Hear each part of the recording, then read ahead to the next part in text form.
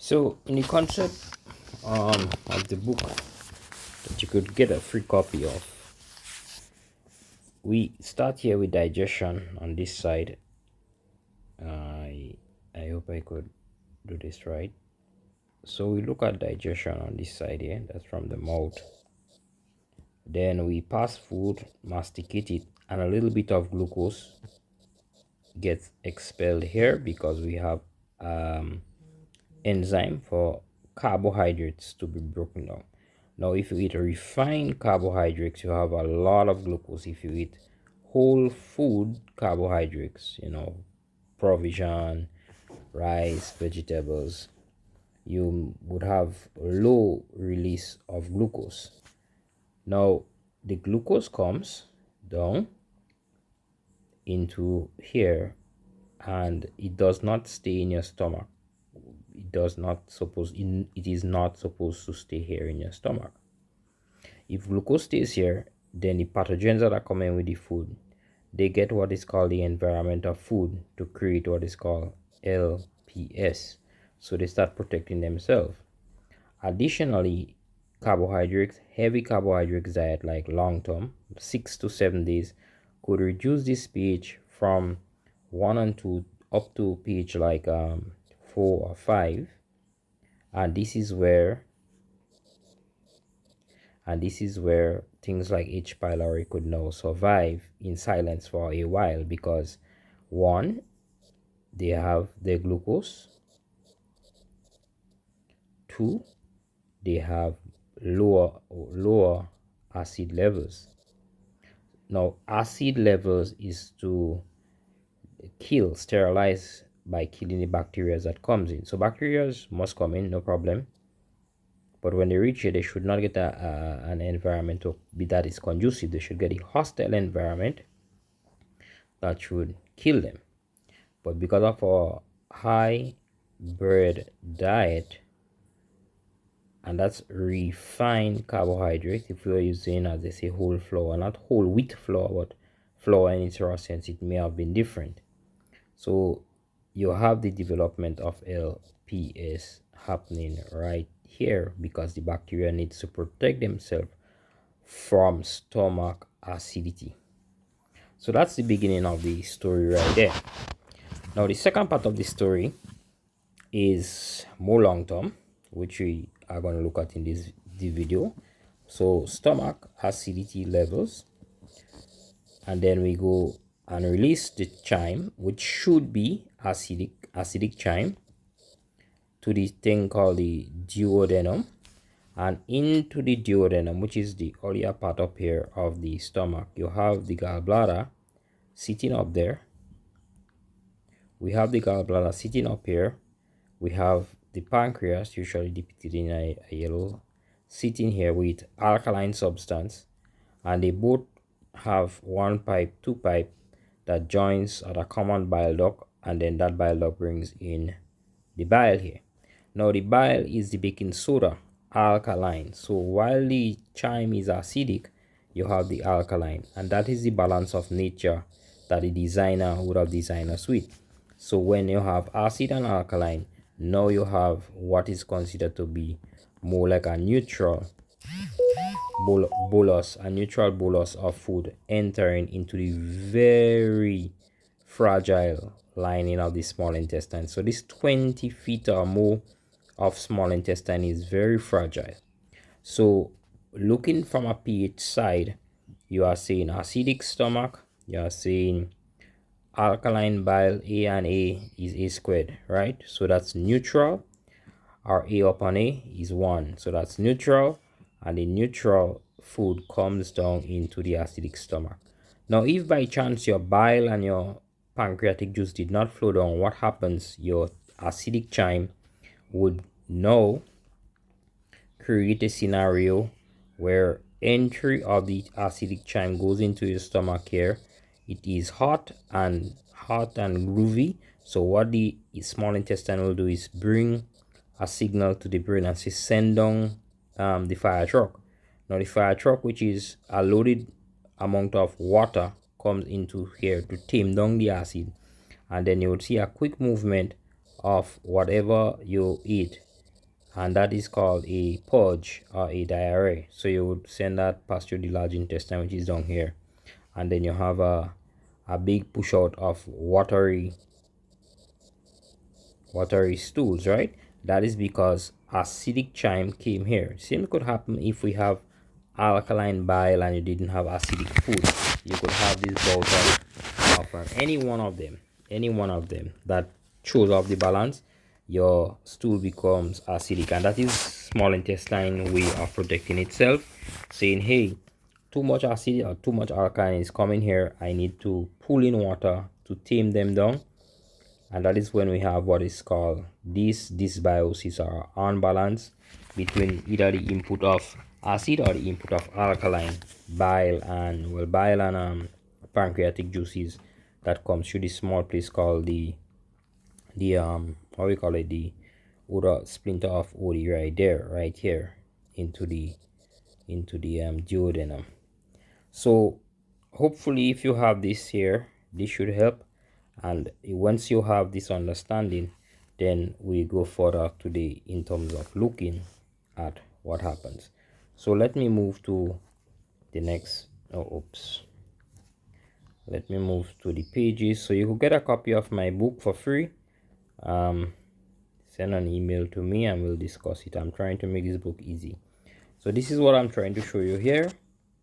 So the bolus of food being chewed come down here like a bolus, goes into the acidic stomach here. So this is the food going into the acidic stomach. If it is that we eat protein, it stays here for a while because the acidic stomach is needed to denature the protein. If fats, also stays here for a little while, but if it is carbs, it's supposed to move out to get to the duodenum and the small intestine quickly. So you see that green line here, that is our line called the common bile duct, which is shown in green because it's bringing in the green bile, and it's also connecting to the pancreas, that yellow one, to bring in that alkaline substance, while the acidic substance is locked into this pipe here. What you're not seeing in this diagram is something called the lower esophageal splinter, LES, and the pyloric splinter here, because this stomach here is actually a bottle. It's our old wine skin. It's the wine skin spoken about by the wine skin master. So it has a cover here, a flap, a cover, and it has one here controlled by the acidity levels, and this one here is controlled by something else, I don't know. But this one here should not open upwards. It should only open, like, allow things in. It's like a hole to allow things in, so it opens and allow things to come down. And when your stomach acidity is terrible, meaning that you have a high carb diet and your stomach acidity has dropped to let's say this stomach acidity by nature should be pH 1 to 2.5, 1 to 2.5, right? So in that range is kind of okay stomach acid. But we're speaking about the pH in the stomach. So this here is very hot acid, very hot acid. Now you may say wow, but it's not wow.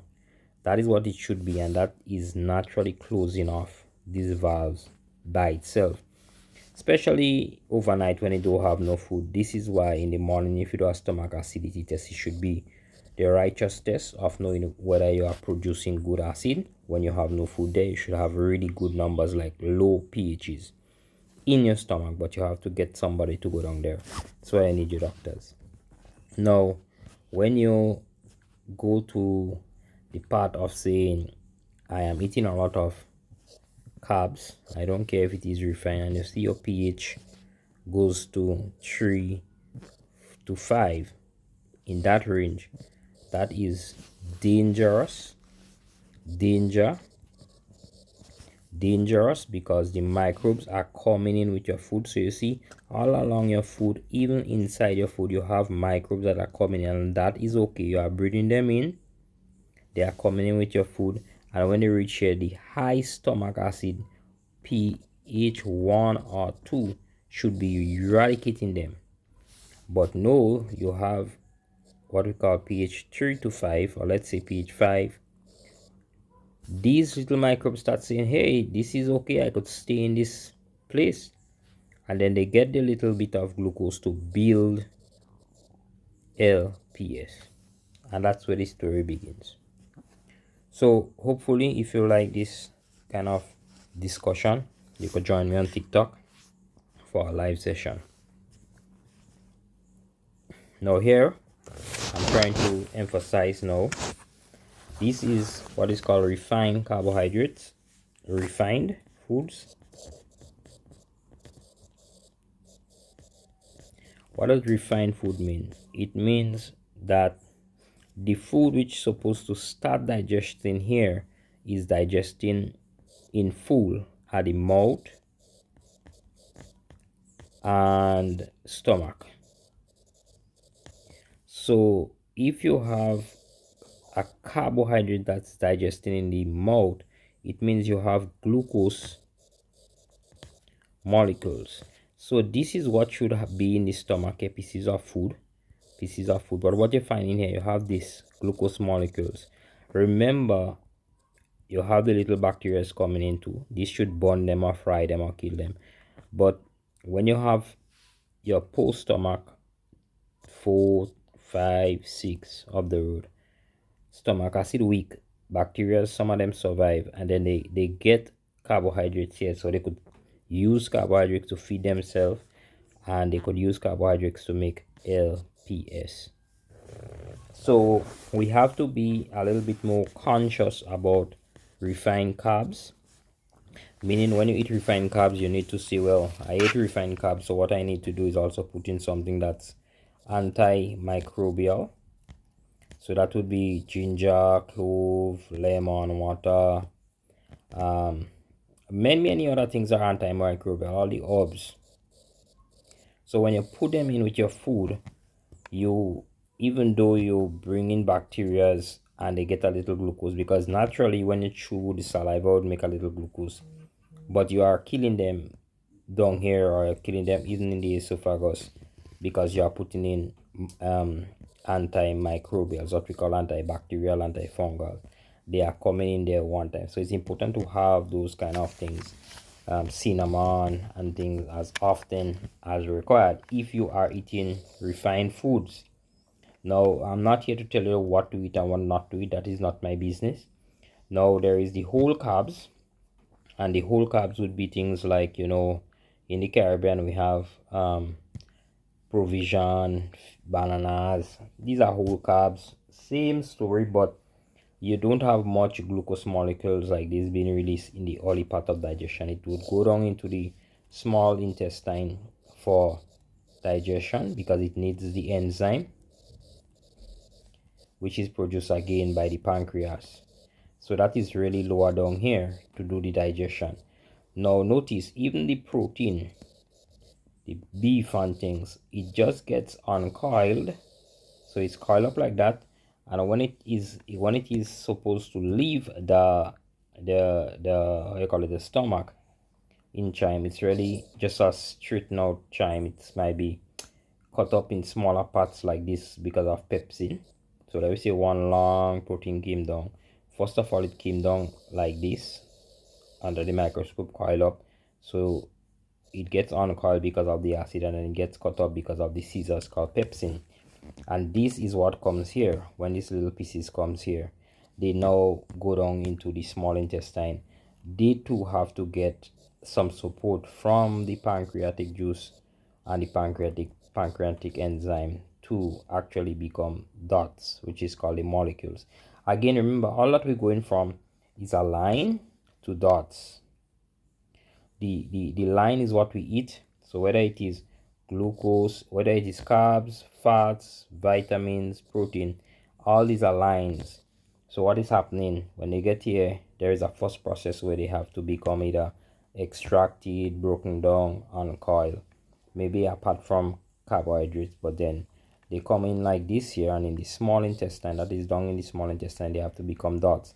It's the dots that would go beyond the walls of the small intestine up to the hepatic portal vein, which would be another discussion for another time. So thank you for viewing, and as I said, if you are interested in having a copy of this book, it is an unfinished book with diagrams, and you would be able to have a better idea of the digestive system. So when we have discussions regarding why we need to take care of this acid pH 1, 2, 3, 2.5, you would have a better idea why we want to say that.